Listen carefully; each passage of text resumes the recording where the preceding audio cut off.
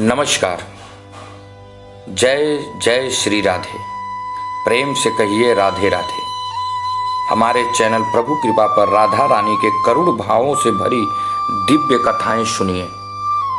यदि राधा रानी पर आपका प्रेम और विश्वास है तो भक्ति भाव से हमारे चैनल प्रभु कृपा को सब्सक्राइब करें ताकि राधा रानी की कृपा सदा आप पर बनी रहे। तो आप लोगों का ज़्यादा समय ना लेते हुए मैं इस कहानी को आगे बढ़ाता हूँ। देवी राधा रानी की सच्ची कहानी जानिए कैसे खुद राधा रानी चली आई एक सेठ की बेटी बनकर। दोस्तों, इस कहानी में हम बात करेंगे कि किस तरह जब हम सच्चे मन से भगवान को पुकारते हैं तो वह दौड़े चले आते हैं और हमारी पुकार जरूर सुनते हैं।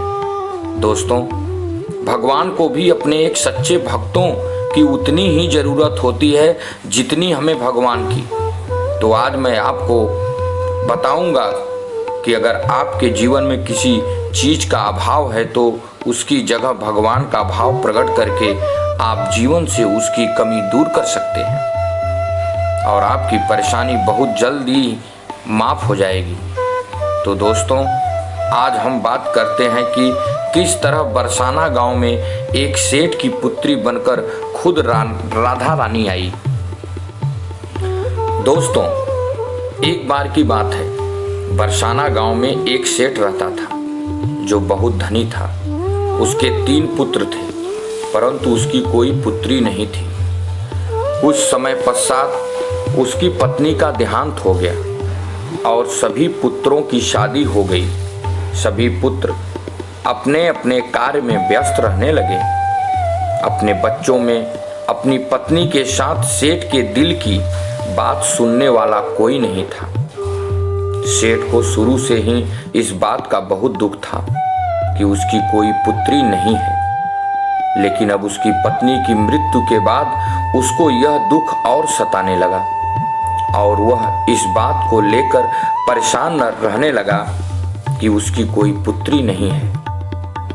एक दिन एक महान पंडित उसके घर पर आए और उसे दुखी देकर उसने पूछा कि तुम्हें किस बात की परेशानी है, तुम क्यों दुखी हो।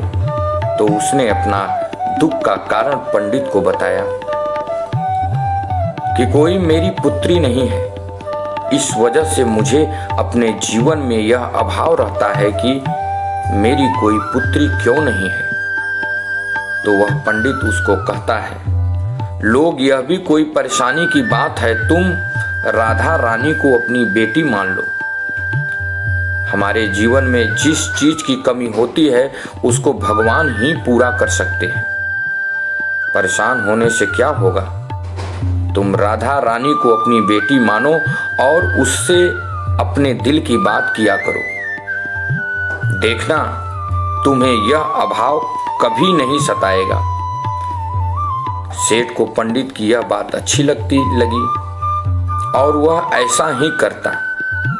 राधा रानी की मूर्ति लेकर आता है और प्रतिदिन भोजन करने से पहले राधा रानी को भोग लगाता है, फिर स्वयं भोजन करता है और सोने से पहले राधा रानी के साथ खूब बातचीत करता। ऐसे करते करते वह दिल से राधा रानी को अपनी बेटी मानने लगा और वह भूल ही गया कि उसकी कोई बेटी नहीं है। उसे इस बात का आभास होने लगा कि उसकी पुत्री सच में है और वह बहुत दिल से उसे अपनी पुत्री मानने लगा।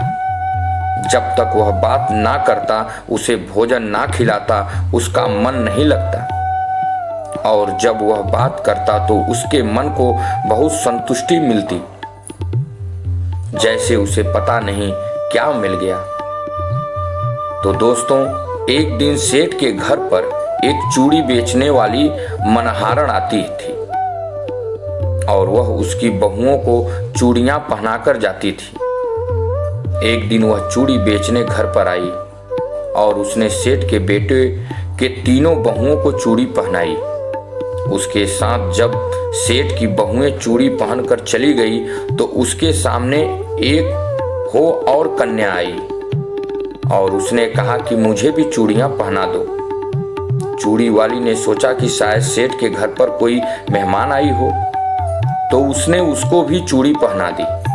उसके बाद वह चूड़ी वाली सेठ से पैसे मांगने सेठ की दुकान पर पहुंची और बोली कि चूड़ी के पैसे दे दो। और उसने पहले से अधिक पैसे मांगे तो सेठ ने कहा कि तुमने चूड़ी का दाम बढ़ा दिया है क्या?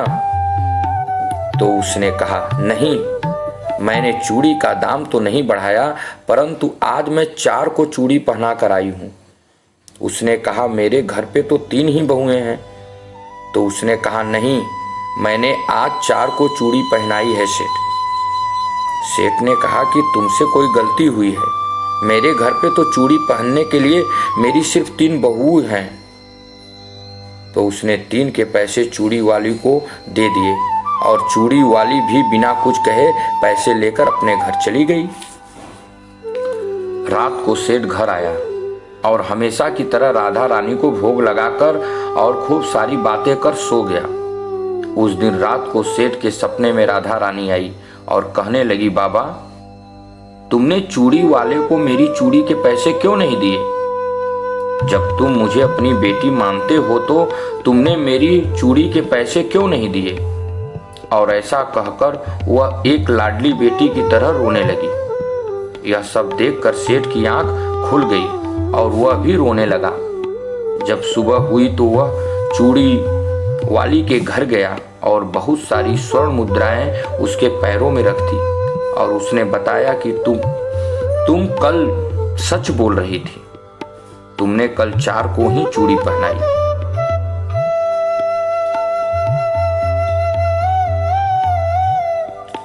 मैंने राधा रानी को अपनी बेटी माना है। तुम बहुत भाग्यशाली हो जिसको राधा रानी के दर्शन हुए। मैं इतने दिनों से उनके दर्शन को तड़प रहा हूं और तुमने एक बार में ही उनके दर्शन कर लिए। यह बोलकर रोने लगा और बोला कि तुम्हें चूड़ी का जो भी दाम चाहिए मुझसे मांग लो। यह सुनकर मनहारण की आंखों में भी आंसू आ गए और उसने मन में सोचा, जब मुझे खुद राधा रानी के ही दर्शन हो गए तो इससे ज्यादा मुझे और क्या चाहिए। और उसने सेठ के सामने हाथ जोड़कर कहा कि तुम्हारी वजह से मुझे राधा रानी के दर्शन हुए, जिससे मेरा यह जीवन सफल हो गया। मुझे कुछ नहीं चाहिए। तो दोस्तों, देखा कि जब हम भगवान को दिल से पुकारते हैं, उनकी पूजा अर्चना करते हैं, तो वह कैसे हमारे पास दौड़े चले आते हैं। आशा करता हूँ आपको यह कहानी बहुत अच्छी लगी होगी और आप भी अगर किसी वस्तु को लेकर परेशान हैं तो भगवान से प्रार्थना कर सकते हैं, वह आपकी प्रार्थना जरूर सुनेगा। अगर यह कहानी आपको अच्छी लगे तो कमेंट में जय श्री राधे कृष्ण लिखना ना भूलें। अब हमें आज्ञा दीजिए। मैं कुछ ऐसी ही अद्भुत कहानी लेकर फिर से आप लोगों के बीच में उपस्थित होऊंगा। अगर हमारे चैनल पे आप नए हैं तो प्लीज़ हमारे चैनल प्रभु कृपा को सब्सक्राइब करना ना भूलिएगा। धन्यवाद। जय श्री राधे कृष्ण।